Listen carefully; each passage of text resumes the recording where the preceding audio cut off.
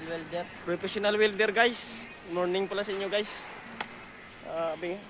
Yung konting galaw mo lang yan guys eh pwede nang hindi ka nang ano dyan, hindi na magaganda ang hinang mo dyan pag gumalaw ka ng konti dyan oh. Nakabasket ka lang eh. Ang ganda ng hinang niyan guys oh. Naka vertical pa, overhead ba yan? Overhead pala yan. Grabe. Ang lupit oh.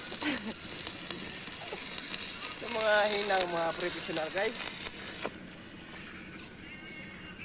Dadalawang box ang ano eh. Sige ka muna kasi dito. Ayan muna video idol. Oh yun oh.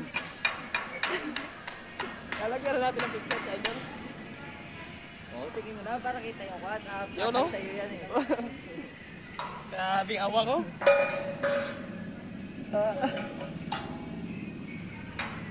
Yan nag-ano yan. Ito ba nag-direct yan? Grabe oh. Dalawang box at tatlong box pa lang welding na dito na ubos niya sa ano guys. Maghapon tatlong box.